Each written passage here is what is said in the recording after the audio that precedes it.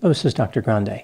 Today's question is, can I analyze the case of Peter Falconio? Just a reminder, I'm not diagnosing anybody in this video, only speculating about what could be happening in a situation like this. If you enjoy this video, please like it, subscribe to my channel, and consider supporting me on Patreon. I will put the link to Patreon in the description for this video. First, I'll look at the background of this case. I'll move to the timeline of the crime, then offer my analysis.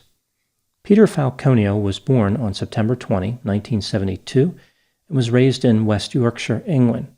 He met a woman named Joanne Lees at a nightclub in 1996. They became romantically involved.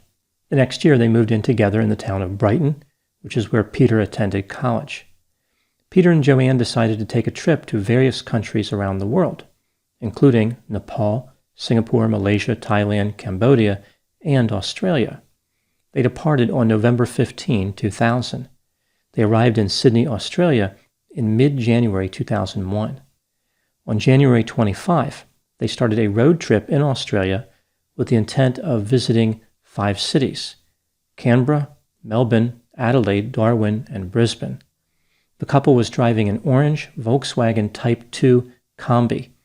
This is also known in other areas as the transporter, microbus, camper, and informally, simply as the bus or the hippie van. It was very popular with hippies in the 1960s and 70s. The Volkswagen Type 1 was not an earlier version of the bus, rather it was a small car called the Beetle. So the Volkswagen Type 1 was the Beetle, and the Volkswagen Type 2 was the microbus. On July 14, at about 4 p.m., they started driving on Stewart Highway, headed north toward Darwin. Peter was driving the Volkswagen and Joanne was in the passenger seat. They stopped to get fuel in the town of Tea Tree, which is about 120 miles north of Alice Springs. They smoked marijuana and continued on their way. After driving another 60 miles on Stewart Highway, the couple passed through the small town of Barrow Creek. Small is a bit of an understatement. The population was 11. Not long after passing through town, they noticed that there was a white Toyota Land Cruiser pickup truck following them.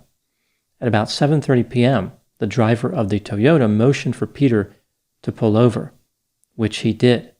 This was about 7 miles north of Barrow Creek. On the side of the road, the driver explained to Peter how he saw sparks shooting out of the tailpipe of the Volkswagen. Peter and the driver walked to the back of the vehicle to investigate as Joanne moved into the driver's seat. She was preparing to rev the engine so the men could observe the reported problem. According to Joanne, she heard a loud bang which originated from the rear of the van before observing the man holding what she described as a silver handgun. He entered the Volkswagen and restrained Joanne's hands behind her back with restraints made from black cable ties and tape. He then tried to bind her ankles, but she resisted. Eventually, the man gave up trying to tie her ankles and punched her in the side of the head. He then dragged her to the bed of his pickup truck and disappeared from view. She heard dragging sounds as if Peter's body was being moved, although she never actually saw his body. Joanne took this opportunity to run away from the Toyota Land Cruiser and hide in the bushes. The man searched for her using his dog and a flashlight. He passed very close to her on 3 occasions, but he did not spot her. This search went on for several hours until the man finally gave up. He drove the Volkswagen off of the road before returning, climbing in his Land Cruiser and driving away. At about 12:35 a.m., now on July 15, Joanne was able to flag down a road train occupied by 2 men. A road train is a tractor that pulls several trailers. These are fairly common in Australia. The man driving the tractor was named Vince Millar. He stopped and gave Joanne a ride back to the roadhouse in Barrow Creek. The police were notified at about 1:30 a.m. They arrived at about 4:20 a.m. and started searching for Peter and the killer. At the crime scene, they found a pool of blood and Joanne's footprints. About 240 feet away in the vegetation, they found the Volkswagen. In a nearby creek, they found a brown cattle dog which had been shot to death. Eventually, unidentified male DNA was found on Joanne's t-shirt, the cable ties, and on the gear shifter of the Volkswagen. As the investigation continued, the the police were not sure what to make of Joanne's version of events. There were some inconsistencies in her story, and they found her behavior to be unusual, like she was cold, distant, and not reacting with enough emotion. The police recovered surveillance video from a gas station in Alice Springs, which captured the suspect at 12:38 a.m., just 3 minutes after Joanne flagged down the road train. The man in the video looked a lot like a known drug runner named Bradley John Murdoch. The police interviewed him, but initially felt comfortable with his alibi. Eventually, however, they started to wonder if he could have been the killer. He owned a white Toyota Land Cruiser pickup truck and had spent time in prison for reckless use of a firearm. Before the police could arrest Bradley Murdoch, he fled. On August 22, 2002, the police arrested him in South Australia for unrelated kidnapping and assault charges. Bradley denied being involved in the murder of Peter Falconio, but he did admit that he was the man captured in the gas station video, which contradicted the alibi that he had supplied previously. He had indicated he was in a town much farther away. Bradley was eventually acquitted of the crimes in South Australia. Immediately after he was released, the Northern Territory Police arrested him in connection with Peter's murder and the attack on Joanne. On December 13, 2005, Bradley Murdoch was found guilty of murder and other charges related to the attack. He was sentenced to life in prison with the possibility of parole after 28 years. Now moving to my analysis. Was Bradley Murdoch actually guilty of murder? This case has facilitated a number of conspiracy theories. A lot of people look at Joanne's story and they just don't think it makes sense. They wonder if Peter could still be alive, like he planned to run away. This whole thing was staged. Bradley Murdoch maintains his innocence, and he has filed many appeals. His appeals are now exhausted. Let's take a look at the evidence both for and against the idea that Bradley Murdoch is guilty, starting with the inculpatory evidence. Joanne Lees identified Bradley as the perpetrator.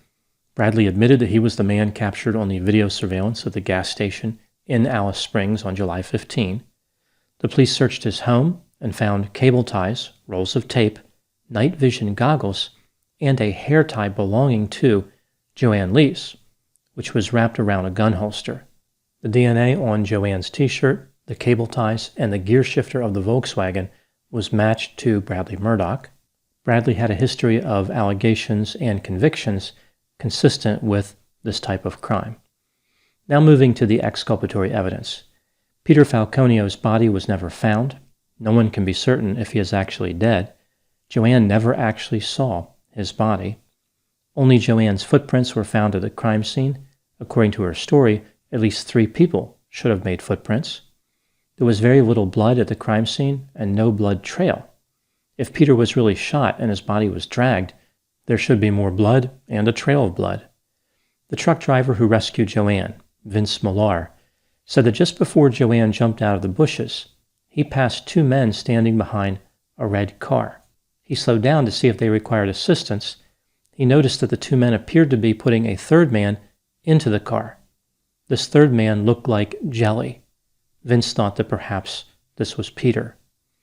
There were a number of inconsistencies in Joanne's story. She indicated that she and Peter did not stop at the roadhouse in Barrow Creek, yet the owner and 2 employees at the roadhouse said they most definitely did.